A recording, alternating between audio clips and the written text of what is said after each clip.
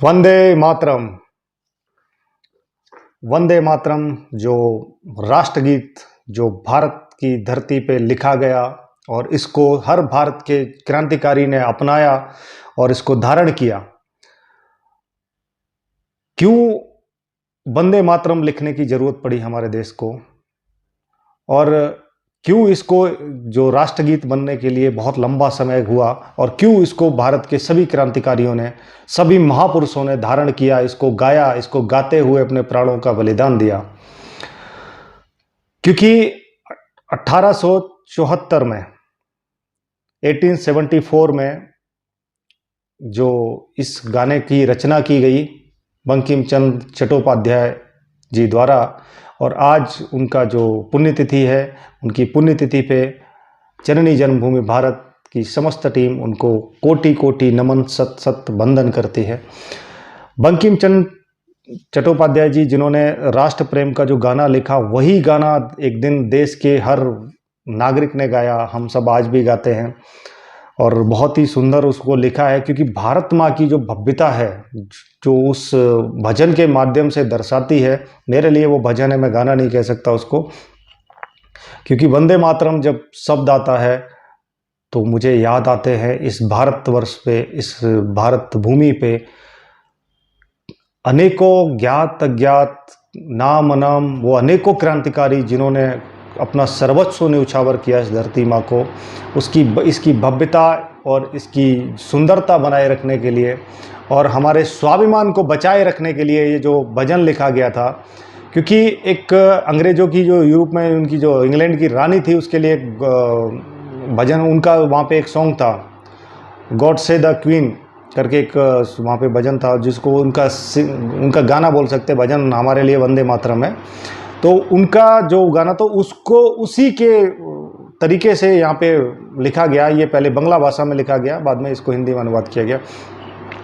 तो बंकिम चंद्र चट्टोपाध्याय जी इतने महान जो भारत के ऊपर उपन्यासकार रहे हैं, और जिन्होंने भारत की भूमि को इतना भव्यता से लिखा है भजन के माध्यम से, जिसको हम लोग आज गाते हैं बहुत शान से, वंदे मातरम, वंदे मातरम। और इसी वंदे मातरम को गाते हुए हमारे भगत सिंह जी, चंद्रशेखर आज़ाद जी और अनेकों महान क्रांतिकारियों ने इस भजन को धारण किया, इसको गाया, इसको गुनगुनाया, और इस भारत माँ में समा गए इसी की रक्षा के लिए। एक आता है जनगण। राष्ट्रगीत और राष्ट्रगान दोनों में बहुत फर्क है, और ये भी आज चर्चा कर लेते हैं। क्योंकि राष्ट्रगीत जो है वो राष्ट्रभक्ति को दर्शाता है, और जो राष्ट्रगान लिखा गया रविंद्रनाथ टैगोर जी द्वारा, वो जॉर्ज पंचम जब भारत आया तो उसके स्वागत में लिखा गया। दोनों में बहुत फर्क है, जितना कि धरती और आसमान में। वंदे मातरम क्रांतिकारियों का भजन है, और जो राष्ट्रगान है वो किसके लिए गाया जा रहा है? जॉर्ज पंचम के लिए। जन गण मन अधिनायक जय हे भारत भाग्य विधाता। मतलब टैगोर जी कह रहे हैं जॉर्ज पंचम को कि जन गण मन अधिनायक जय हे भारत भाग्य विधाता, कि आप ही भारत के विधाता हो। एक अंग्रेज उसकी चाटुकारिता में उसको भारत का भाग्य विधाता लिख दिया जाता है, वो हमारे देश का राष्ट्रगान बनता है बाद में।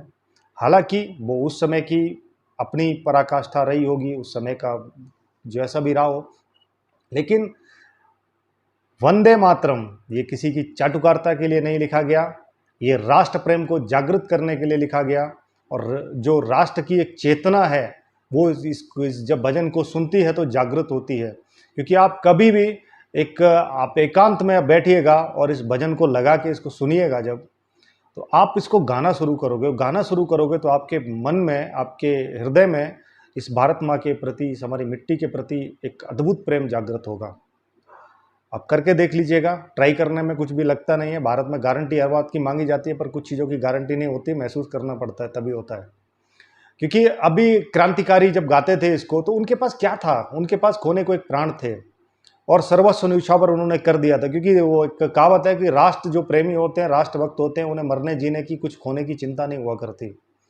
तो यही वो राष्ट्र प्रेमी उस समय थे जो वंदे मातरम गा के अपना राष्ट्र प्रेम को जागृत करते थे और लोगों को राष्ट्र के प्रति जो चेतना है उसको जागृत करते थे।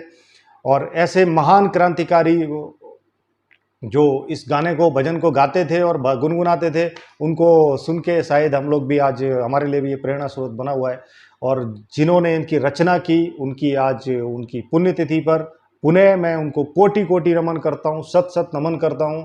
क्योंकि इनकी बायोग्राफी वगैरह बताने के लिए तो दुनिया भर के लोग हैं और वो अलग अलग बायोग्राफी रहती हैं, तो आप उनमें सुन सकते हो। बाकी हमको तो सिर्फ उनके जो भी हमारा जो उद्देश्य है, राष्ट्र प्रेमी जितने भी हैं, इनको इनके जीवन के बारे में पूरे राष्ट्र को बताना, और वो हम करते रहेंगे।